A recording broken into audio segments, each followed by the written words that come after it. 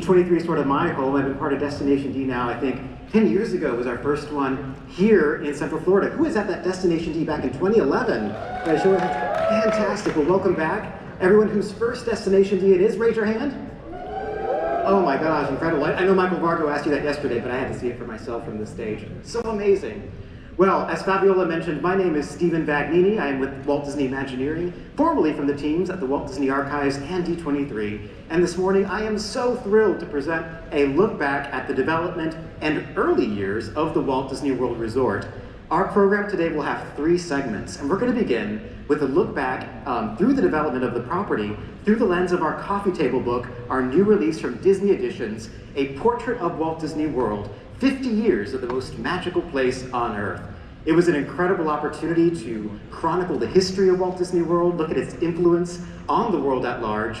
And in our program today, we're going to jump around and hopefully make some new discoveries together, look at a variety of different eras and subjects, and hopefully you'll all find some of your special memories reflected here as well. Much of what we'll show also ended up on the cutting room floor, didn't make it into the final book, so we hope you enjoy that also. I couldn't do any of this without my 2 incredible co-authors, who unfortunately can't be with me today, but will appear virtually. We have Kevin Kern, Manager of Research of the Walt Disney Archives, and Disney author and historian Tim O'Day. We collaborated on this book for a few years together, really brought a lot of different perspectives. I think we learned a lot, gained a lot in the process, though I wish I gained a little bit of Tim's hair throughout, but wasn't so lucky.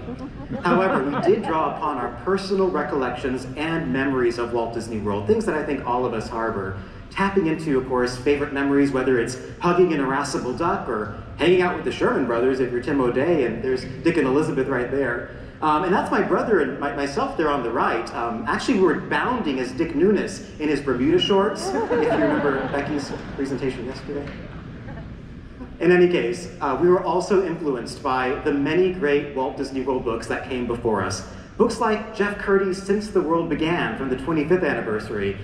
These are just incredible volumes that speak to the legacy of our resort. Now we're a quarter century later, looking back across 5 decades plus, and we decided to not look chronologically at the history of our resort, but rather thematically, through the lens of our thematic compass. So all the stories of Walt Disney World, past, present, even a little bit of the future, we tell through the lens of nostalgia, discovery, fantasy, and tomorrow. So we hope you enjoy that if you have a chance to pick up the book.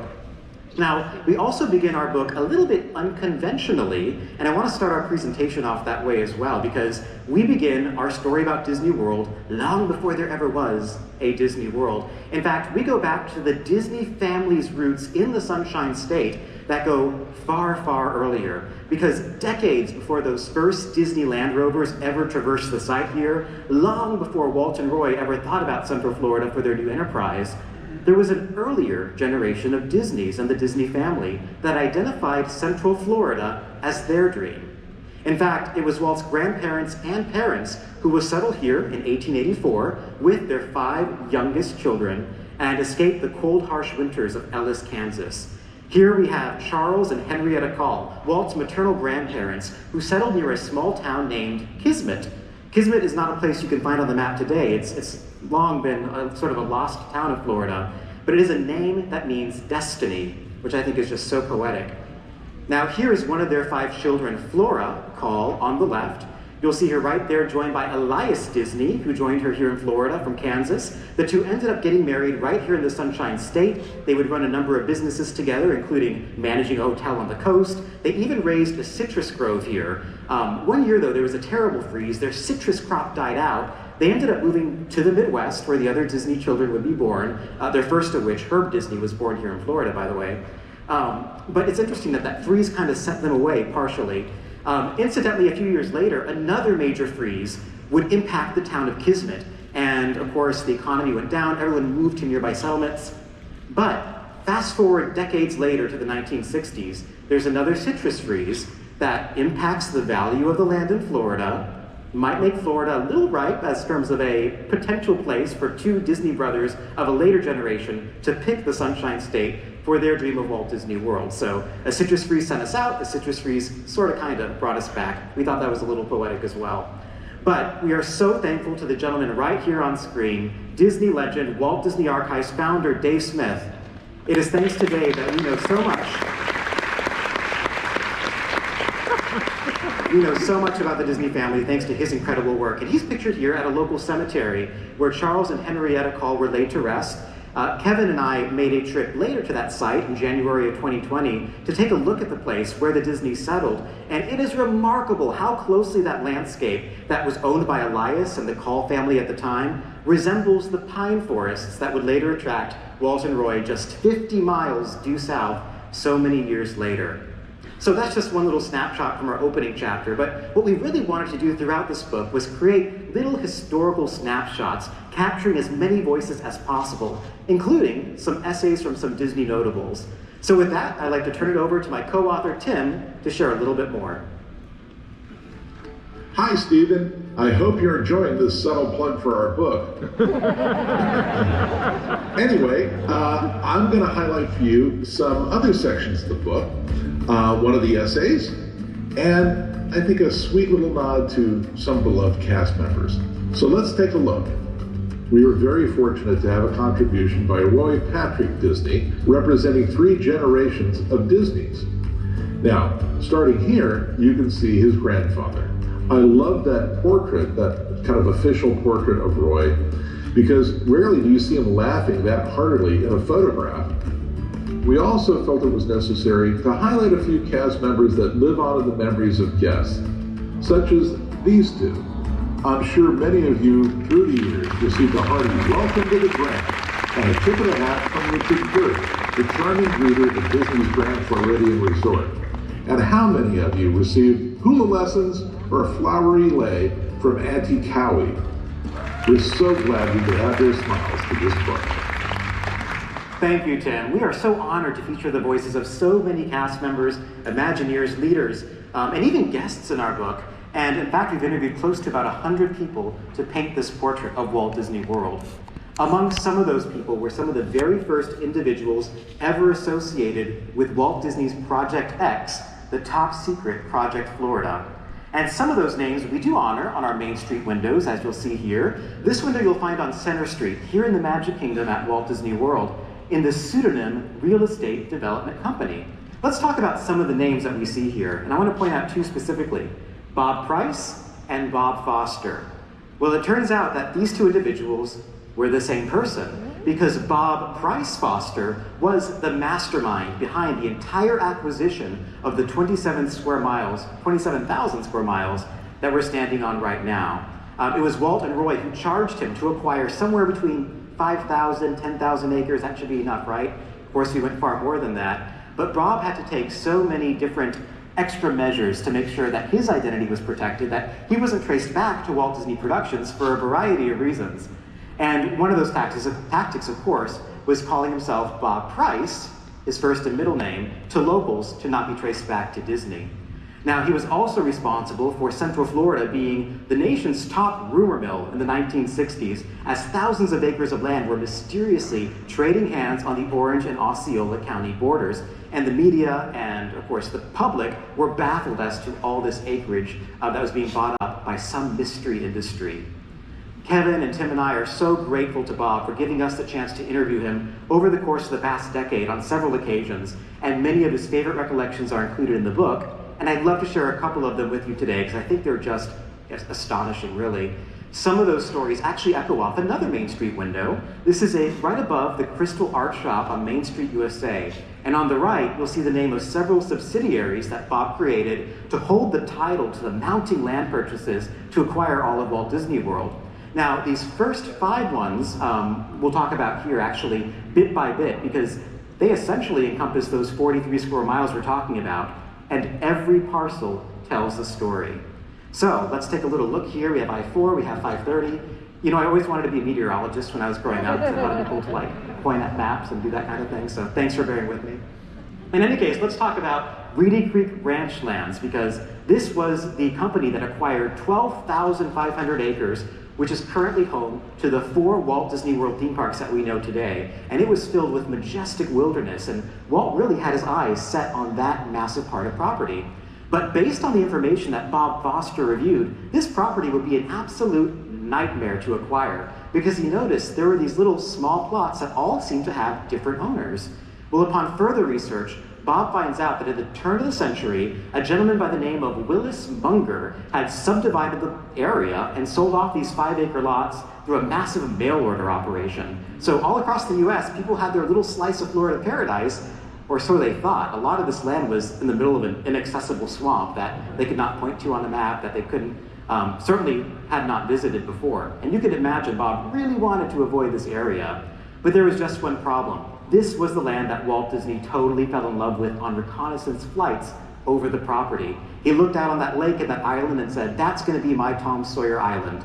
Of course, our Tom Sawyer Island ended up in the Magic Kingdom, but it was now Bob's job to negotiate to get this island and the lake as well. The island itself has a remarkable history. As Fabiola told you, it was called Riles Island for quite a while, and in the 1930s was owned by this gentleman, a Central Florida radio disc jockey and Orlando City Commissioner, Radio Nick, Delmar Radio Nick Nicholson, I guess I should say.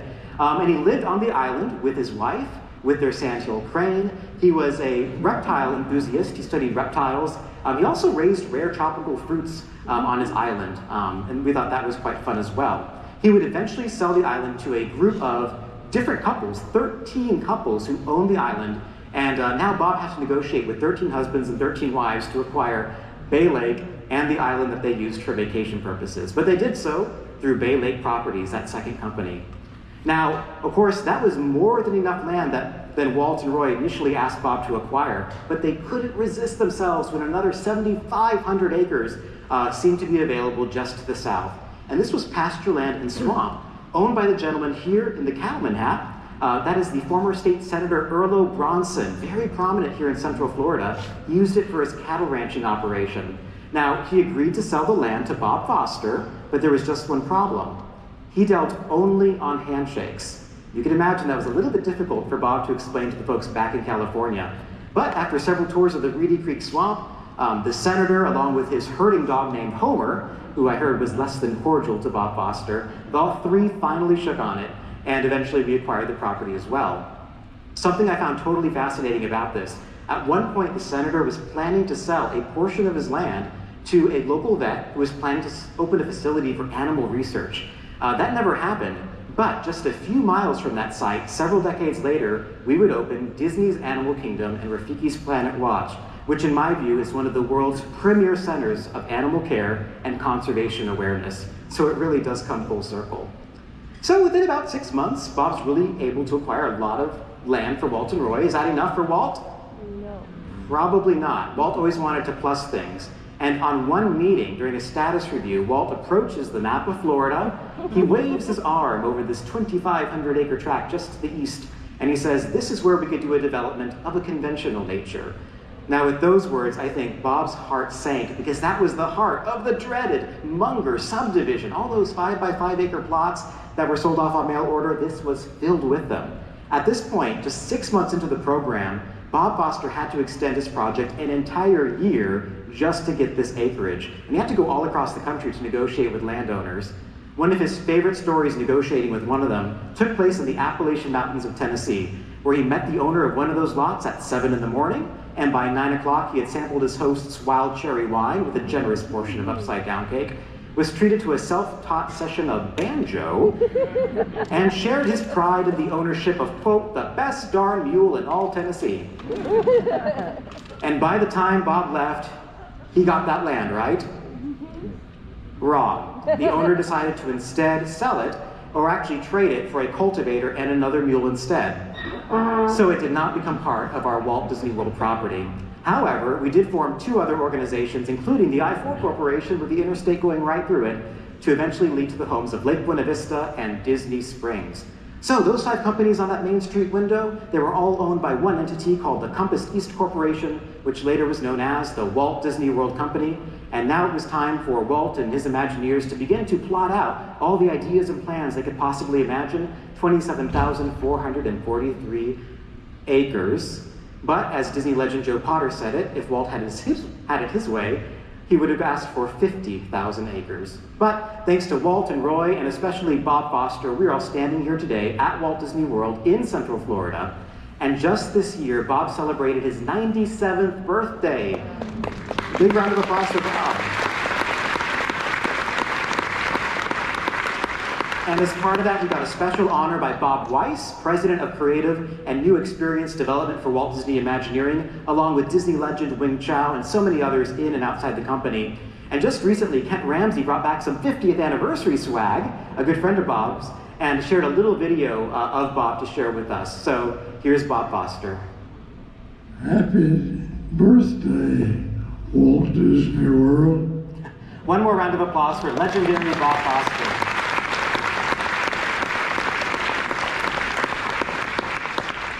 Well, in addition to these incredible stories, at least as authors, we found them pretty incredible. We also wanted to fill our book with amazing photos and images that hopefully our readers hadn't seen as much before.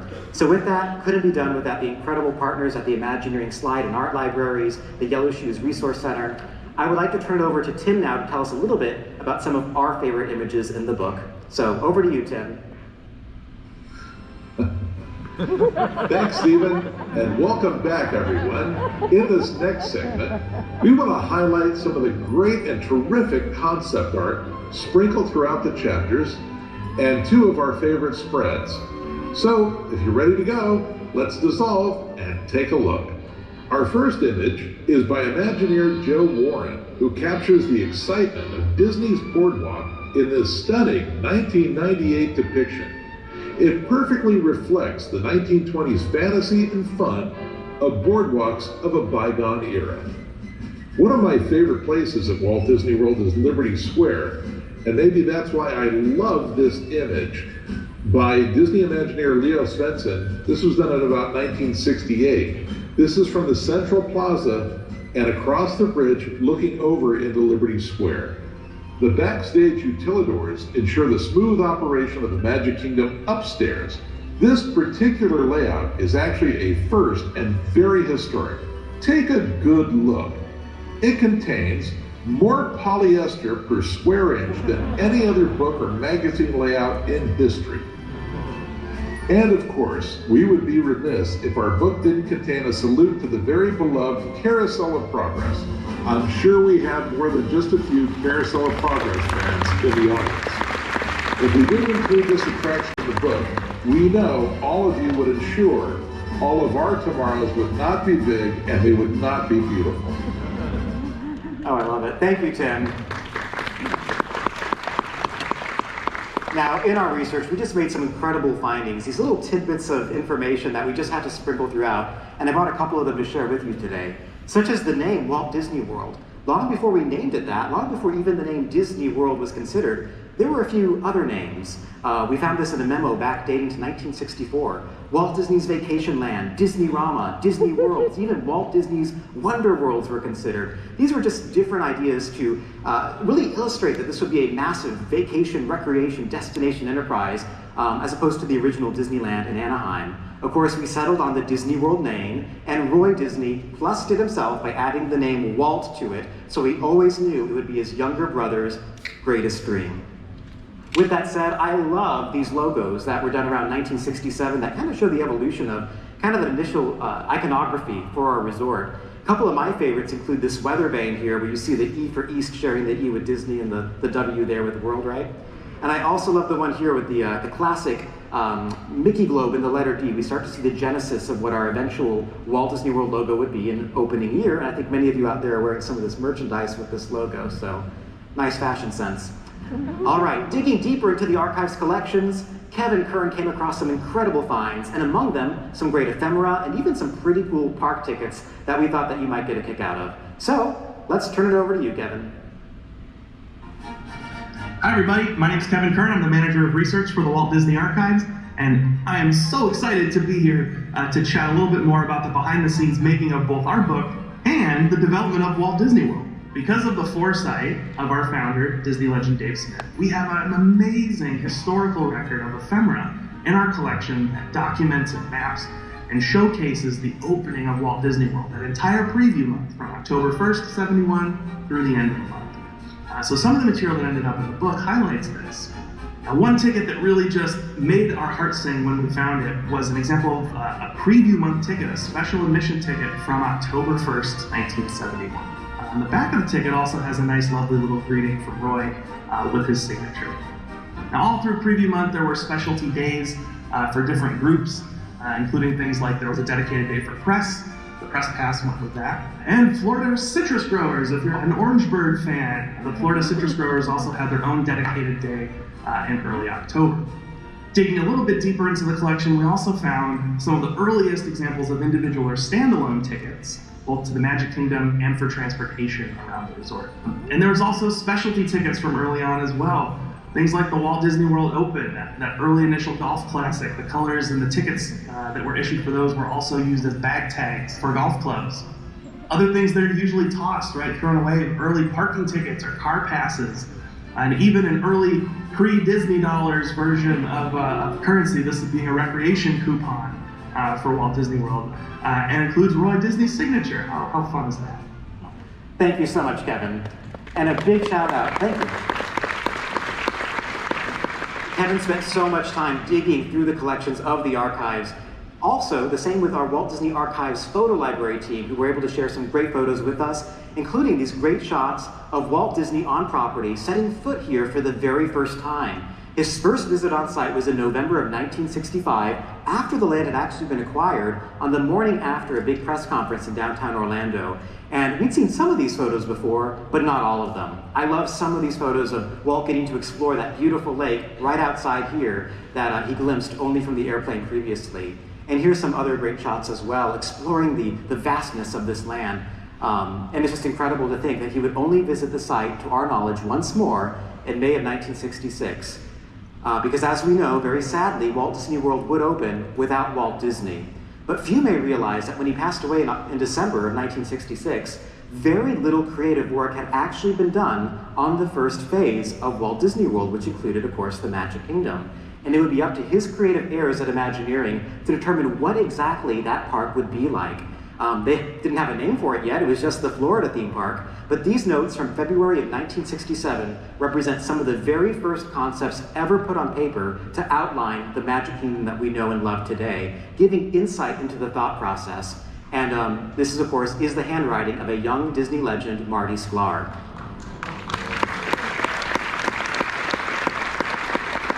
As you look at Marty's notes here that were taken pretty quickly during this meeting, I love the Fantasyland page here. He says, what kind of castle? Obviously Cinderella was the first one that was brought up in the meeting, so clearly that stuck. Also look at Main Street USA. You can see that a Liberty Street is mentioned with the Hall of Presidents, a carryover from a decade ago when it was thought of for Disneyland originally, but now in the late 60s we finally had the technology to bring that to life.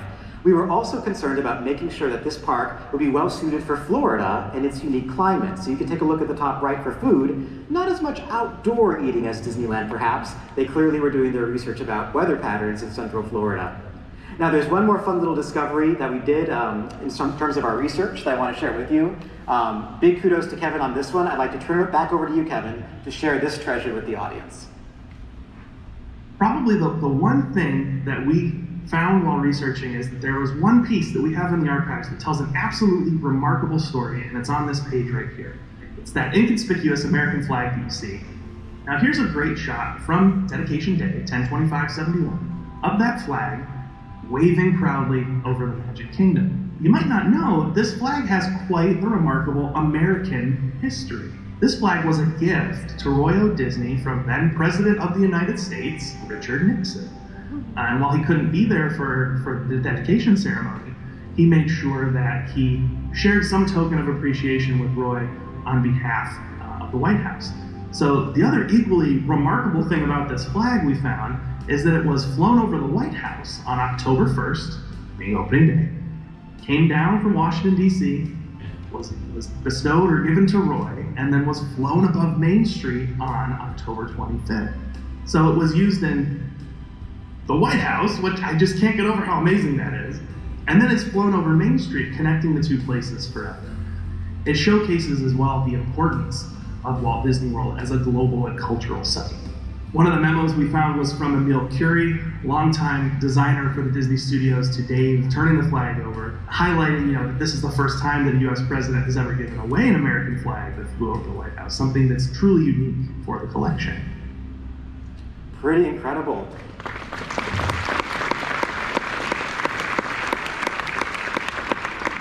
And if you head over today to the Hall of Presidents Rotunda Gallery, you will find that flag has made a happy homecoming here to the Magic Kingdom after 50 years. Thanks to Kevin's research, to Walt Disney Archives Director Becky Klein, who brought that flag with her by October 1st to have it displayed there in partnership with the Walt Disney Imagineering Collections team. We hope you can go check this out, as well as a couple of correspondence letters between Roy O. Disney and President Nixon that flank the flag. You'll learn more about this in a presentation this afternoon with the collections team at Imagineering, so we hope you stick around for that.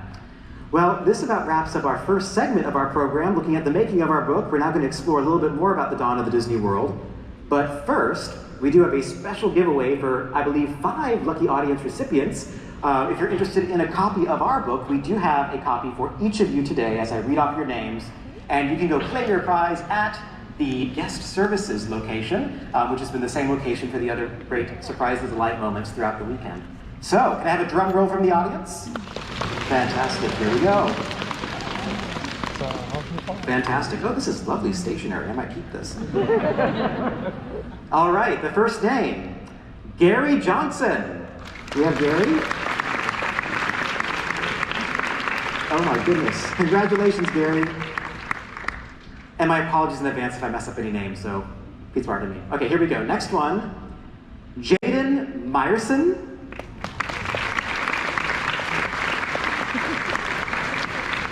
All right. Next, we have Cindy Zeck. You get a copy of the book. All right, it is so hard to see here, but I'm sure you're out there. All right, and then we have Ubi Hernandez. All right. And then, last but certainly not least, we have Robert Mack. Robert, are you out there? All right over here. Fantastic. Well, congratulations, and from what I understand, copies of the book are currently available, at least they were about an hour ago, upstairs at Mickey's of Glendale, and we'll be doing a signing. Fabiola and I will be doing that 12:30 to 2 today upstairs, so maybe we'll see some of you there. Well, with all that said, I am so pleased now to talk about the next part of our program, in which we're going to talk about the many voices who were so influential to the eventual 50 years of the Walt Disney World Resort. These 3 remarkable individuals I'm about to introduce you to have each been a... New passengers, we welcome you aboard our Highway in the Sky and hope you've enjoyed the Magic Kingdom. We're traveling to Disney's